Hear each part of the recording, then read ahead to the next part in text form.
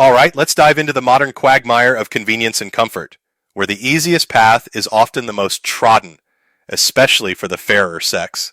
Let's be real here. For many, the pinnacle of success and enviable lifestyle is lounging on a beach, cocktail in hand, basking in the sun. That's the life goal. Unironically, for a lot of folks. It's just a few clicks away, but the real problem is most people don't even realize it. Imagine you gave every kid in the world a magic button. Press it, and they get their favorite food from a massive menu instantly. They choose their favorite meal every time, right? Think about it. A world filled with chocolate wrappers and soda cans. But that's not quite true, is it? We change what we eat because we get bored. The same burger that tasted amazing last month might feel mundane today. Now transpose that to the content we consume. We can choose from Google's infinite menu of information, yet most opt for the intellectual equivalent of candy. Click after click, we indulge in what we know we'll enjoy, never venturing into the challenging or the new. Ever since they began measuring IQ in the early 1900s, scores have risen about 3 points per decade. It's correlated with better education, diet, and other factors, showing we've been getting smarter. But here's the kicker. Studies on kids born and raised during the pandemic show a significant drop in IQ. Why? Because socialization is crucial, especially for kids. Cut that out, and you stunt their growth.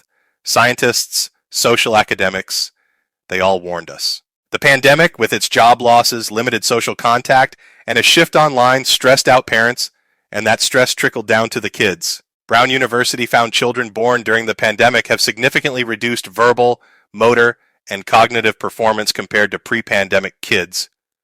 Columbia University found similar results in motor and social skills. It's not COVID-19 itself that caused this. Even infected mothers didn't impact their kids' IQs much. It's the stress and isolation. No 1-year-olds are posting on TikTok yet, but they are being primed for a life of digital dependency. Once they do go online, they're thrown headfirst into an endless stream of low-quality content, like rats pushing a button for random rewards. And we're seeing the results. Kids, teens, and adults alike glued to screens, consuming easy, mindless content, their brains rewired for instant gratification. Remember when we used to get lost for hours, thinking deeply about a single subject? That's becoming rare. Instead, we skim headlines, scroll through feeds, and watch short videos, never engaging deeply with anything. This passive consumption is a problem. Smartphones and the internet have made it easier to access information, but harder to discern its accuracy. We take the first headline we see as truth, rarely digging deeper. And this isn't just a problem for kids. Neuroplasticity means our brains are always changing, always forming new connections. So, adults are just as susceptible to these changes. Smartphones, social media, and the internet are making us all forgetful, depressed, and worse at reading. The WHO recommends strict rules for screen time in schools and homes, but what about adults? We're all falling into this addictive cycle too. Think about it. From the cradle to the grave, our brains adapt to our environment. In the modern world, that environment is a screen. Most of us check our phones every few minutes, use them for everything from groceries to news to entertainment. This constant interaction changes our brains, makes us dependent. We crave the next hit of information, the next notification, just like rats in a lab. Sure, we've gained the ability to learn about anything instantly, but at what cost? We often don't get the full picture. And breaking free from this algorithmic grip is tough. Kids swipe on imaginary iPads in their sleep.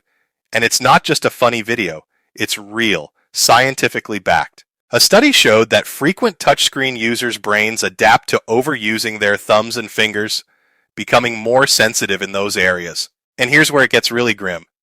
Kids' addiction to screens is shaping their brains in ways we don't fully understand yet. This isn't just a phase. It's a fundamental change in how they interact with the world. They're growing up with Fortnite and TikTok not just as games or apps, but as primary modes of engagement.